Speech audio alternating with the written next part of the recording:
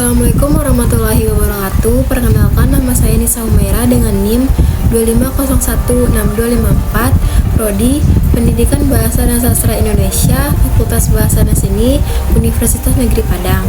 Pada video kali ini, saya akan membahas materi terkait fungsi bahasa. Baik, pada poin pertama saya akan membahas fungsi bahasa.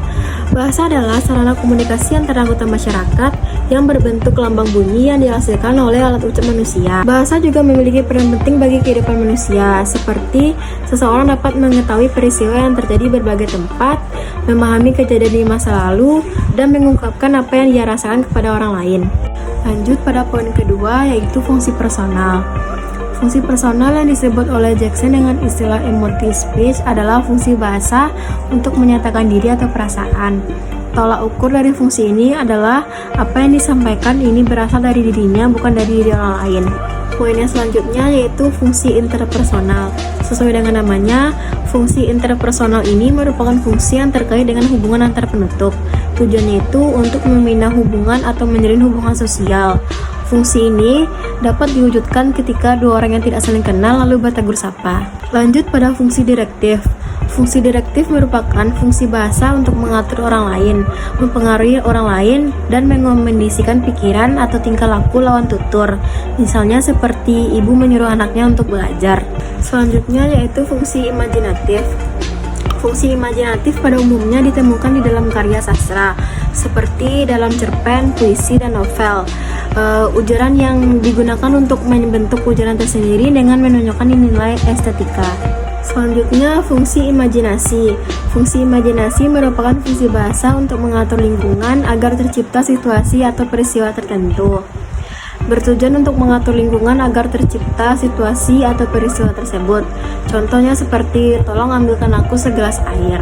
Selanjutnya kita masuk pada fungsi representasional untuk mengomunikasikan fakta dan khasnas ilmu pengetahuan. Melalui fungsi ini, penutur bahasa mampu menghadirkan dunia ke hadapan lawan tuturnya. Selanjutnya yaitu fungsi interasional. Fungsi interasional ini dapat diwujudkan jika nilai-nilai atau karakteristik budaya yang berlaku dalam bahasa yang digunakan dan dipahami dengan baik. Fungsinya sebagai alat komunikasi. Selanjutnya kita masuk pada fungsi heuristik. Pada fungsi heuristik ini untuk dapat menggunakan informasi yang berupa ilmu pengetahuan. Contohnya itu menggunakan bahasa yang mengembangkan fungsi heuristik, seperti bagaimana caranya ular dapat mengenal lingkungannya, padahal ular tidak memiliki gendang telinga.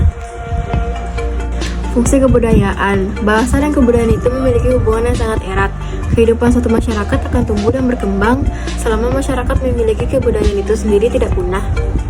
Fungsi kemasyarakatan. Penutur bahasa akan mengidentifikasi dirinya sebagai orang daerah tertentu saat yang bersangkutan menggunakan bahasa daerahnya. Masuk pada fungsi yang terakhir, yaitu fungsi pendidikan. Di dalam fungsi ini terbagi menjadi 3 bagian, yaitu yang pertama, fungsi integratif, yaitu memberikan penekanan atau penggunaan bahasa sebagai alat untuk menjadikan peserta didik memiliki kesanggupan menjadi anggota masyarakat. Yang kedua, fungsi instrumental, yaitu fungsi bahasa untuk mendapatkan material, memperoleh pekerjaan, meraih ilmu pengetahuan, dan mendapatkan keuntungan. Yang ketiga, fungsi kultural, yaitu fungsi bahasa sebagai wahana untuk mengenal, mempelajari, dan menghargai nilai budaya. Dan yang terakhir yaitu fungsi penalaran, yaitu fungsi bahasa yang menekatkan pada penggunaan bahasa sebagai alat berpikir dan bernalar. Hanya itu saja yang dapat saya sampaikan pada materi kali ini. Kalau ada salah dan kurang mohon dimaafkan. Assalamualaikum warahmatullahi wabarakatuh.